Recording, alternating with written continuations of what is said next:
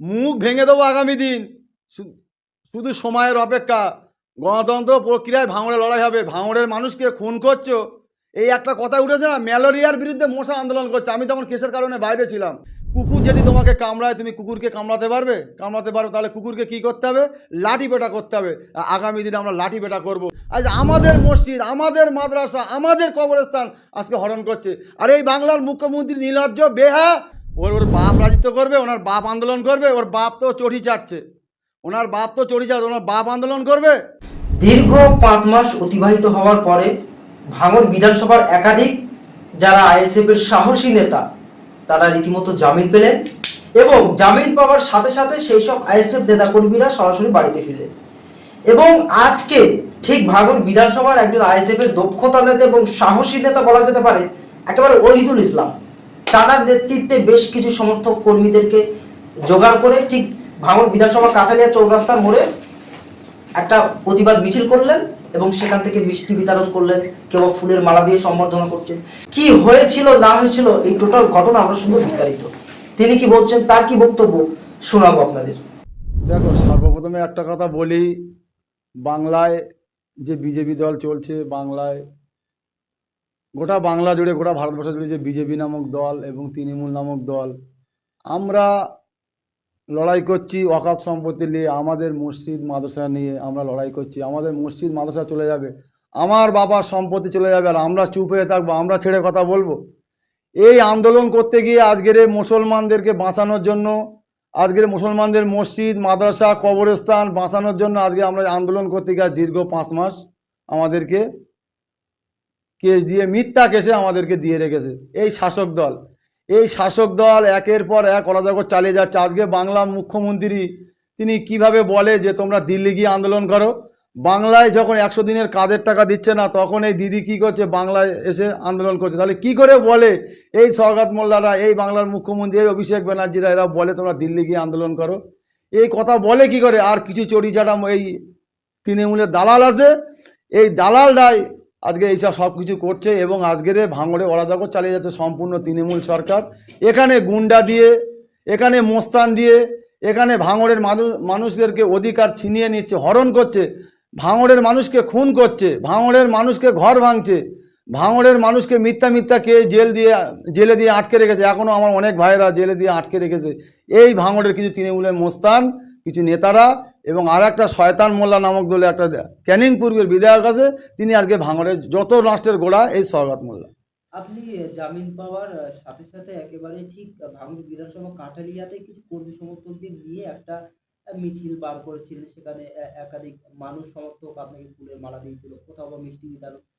সেই জায়গাতে যখন আপনারা রেলি করে আসছিলেন, কিছু তৃণমূল সমর্থক কর্মীরা আপনাকে দেখে জয় বাংলা স্লোগান দিচ্ছে, কি বলবেন? দেখো, এটা তো বাংলার মুখ্যমন্ত্রী শিক্ষা, ওরা সেই শিক্ষা পেয়েছে। আমরা পিজাদা নওশাদ সিদ্দিকীর শিক্ষায় চলি, আমরা পিজাদা নওশাদ সিদ্দিকীর নেতৃত্বে চলি। আমরা তো মানুষের অধিকারের জন্য লড়াই করছি। আর ওনারা কি করছে? মানুষকে কিভাবে হরণ করবে, মানুষকে কিভাবে শোষণ করবে, তার প্রতিবাদ করতে এসেছি আমরা। আজকে আমাদের বিরুদ্ধে কোনো একটা গণ্ডগোল করার চেষ্টা করছে, সেখানে আমি কোনো গণ্ডগোল করিনি। কেন? আমি এইটুকু জানি, কুকুর যদি তোমাকে কামড়ায়, তুমি কুকুরকে কামড়াতে পারবে? কামড়াতে পারো, তাহলে কুকুরকে কি করতে হবে? লাঠি পেটা করতে হবে। আগামী দিনে আমরা লাঠি পেটা করব, এটা অন্তত মনে রাখা দরকার।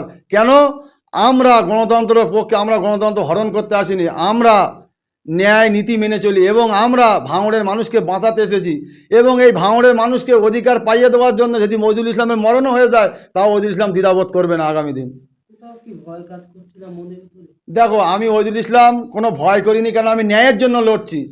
আমি আজকে সম্পূর্ণ ওয়াকফের জন্য লড়াই করতে গিয়ে, ওয়াকফের জন্য প্রতিবাদ করতে গিয়ে আজকে আমাকে মিথ্যা কেসে আজকে জেল খাটানো হচ্ছে।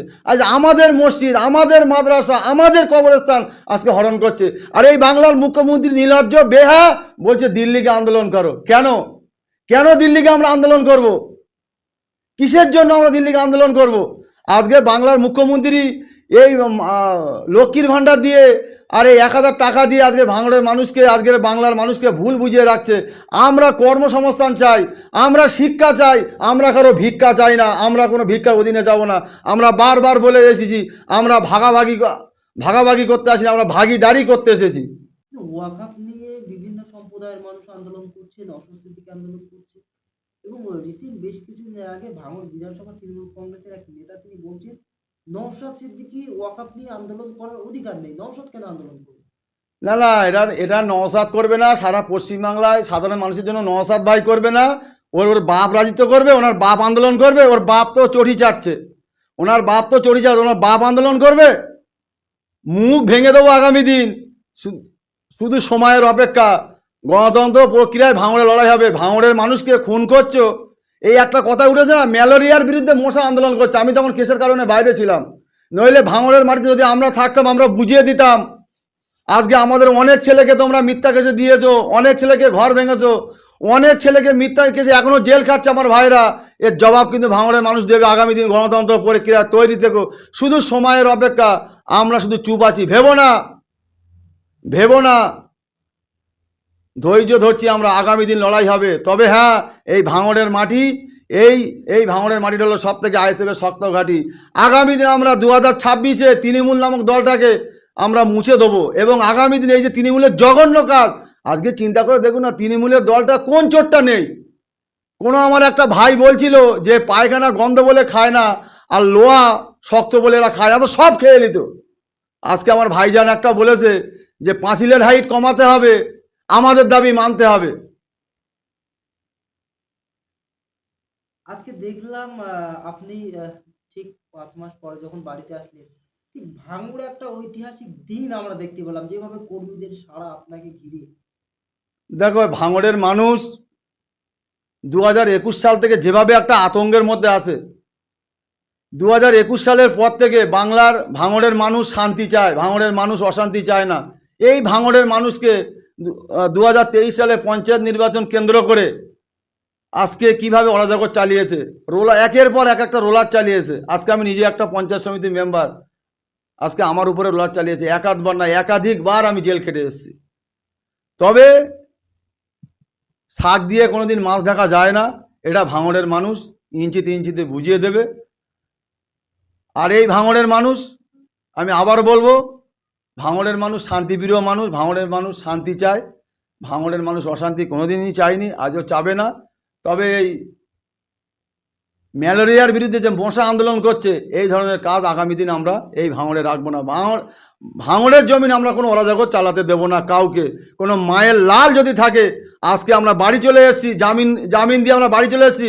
কাল থেকে ভাঙড়ের মাঠে কোনো বিনা কারণে, বিনা অন্যায়তে যদি কোনো ভাইয়ের কারণে গায়ে একটা হাত দেওয়া হয়, তাহলে ওজুল ইসলাম ছেড়ে কথা বলবে না আগামী দিন। এই যে আপনার বিরুদ্ধে বারবার মামলা দেওয়া হচ্ছে, কখনো বা জেলবন্দি করা হচ্ছে, তাহলে কি শওকত মোল্লা আপনাদের মতো নেতাকে ভয় পাচ্ছে? দেখো, শওকত মোল্লা ও জানে যে আইএসএফ কি জিনিস। কেন? শওকত মোল্লা জানে আইএসএফ থাকলে আমার গরু চুরির টাকা খাওয়া হবে না, আমার রাস্তাঘাটের টাকা খাওয়া হবে না, তেরপোল চুরির টাকা খাওয়া হবে না, লোকে ঘরের টাকা খাওয়া হবে না, সাধারণ মানুষের লুটে বেটে খাওয়া হবে না, সাধারণ মানুষের জোর করে জমি দখল করে খাওয়া হবে না। এই জন্য শওকত মোল্লা আজকে আমাদের উপরে ভয় কাছে। কেন? আমরা মানুষকে বুঝিয়ে দিচ্ছি, আমরা মানুষকে, এই ভাঙড়ের মানুষটাকে আমরা ইঞ্চিতে ইঞ্চিতে বুঝিয়ে দিচ্ছি যে তোমাদের টাকা তোমাদেরকে দিচ্ছে এবং তোমাদেরকে কাজ দিচ্ছে না, তোমাদেরকে শুধু ওই 500 টাকা 1000 টাকা দিয়ে তোমাদেরকে লোভ দেখাচ্ছে। আমরা সেটা আওয়াজ তুলেছি যে ভাঙড়ের মানুষকে কর্মসংস্থান চাই, আমরা শিক্ষা চাই, আমরা স্বাস্থ্য যাতে আমাদের ভালোভাবে, শরীর তাতে ভালো, সেইটা আমরা চাই। শওকত মোল্লা বারবার বলছে যে নওশাদ সিদ্দিকী তিনি আর ভাঙড়ের বিধায়ক নেই, তিনি বোমা সিদ্দিকী। কি বলবেন? দেখো, উনি হচ্ছে ডবল বোমা সিদ্দিকী। একটা কথা বলি, ও চোর, সব থেকে বড় চোর, যার বিরুদ্ধে মাননীয় কমিশনার বলেছে যে উনি একটা নটোরিয়াস ক্রিমিনাল। তা সেই নটোরিয়াস ক্রিমিনালের উত্তর আমি দিতে নারাজ। তবু তোমরা বারবার প্রশ্ন করছো ওই ক্রিমিনালকে আমরা, যে ক্রিমিনাল মানুষকে খুন করে, যে ক্রিমিনাল মানুষকে ঘর ভাঙে জেসিবি দিয়ে, এবং যে ক্রিমিনাল নিজে ফোন করে বলে অমুকের ঘরটা ভাঙ, অমুকের ঘরটা ভেঙে আমাকে ভিডিও করে পাঠা, সেটা আমরা কোনোদিন নেতা বলে মানি না। আমরা নওশাদ সিদ্দিকীর মতন এমএলএ চাই, যে নেতা মানুষের জন্য কথা বলবে, মানুষের চোখের পানি উঁচিয়ে দেয়, মানুষকে কান্না থামায়। এবং মানুষকে বাঁচার জন্য যে নেতা আমাদেরকে অধিকার পাইয়ে দেয় সেই নেতাকে আমরা চাই। আমরা কোনো ক্রিমিনাল, আমরা কোনো জোচ্চোর, আমরা কোনো দালাল আমরা চাই না। আমরা এইটুকু বলছি, আমরা ভাঙড়ের শান্তি চাই, আমরা অশান্তি চাই না। সৌগত মোল্লা কাঁঠালের একটা সভা থেকে বলেছে, কাঁঠালিয়ার একটা সভা থেকে, যে তৃণমূল কংগ্রেসের দিকে যদি কেউ আঙুল তোলে, আঙুল মুঠে তুলে দাও। দেখো, ওটা গায়ে মানে না, আপনি মোড়ল একটা কথা বলে না, তা সৌগত মোল্লা হচ্ছে সেরকম। ওই সৌগত মোল্লা যে মমতা ব্যানার্জির এখন চটি চাটছে, সেই মমতা ব্যানার্জিকে জীবনতলায় বোম মেরেছিল ওই সৌগত মোল্লা। তাই আমি বলছি, গায়ে মানে না, আপনি বলুন, ওই সৌগত মোল্লা মমতা ব্যানার্জি নিজেই সার্টিফিকেট দিয়েছে, তুই তো বোম বাঁধিস, তোর তো মারপিট করা ছাড়া আর কোনো কাজ নেই। তাহলে সেই বাংলার মুখ্যমন্ত্রী ভাঙড়ে ওই রকম নটোরিয়াস ক্রিমিনালকে কিভাবে দায়িত্ব দেয়? তাহলে বাংলার মুখ্যমন্ত্রী কি ভাঙড়ের লাশের রাজনীতি চায়? এর জবাব দিতে হবে।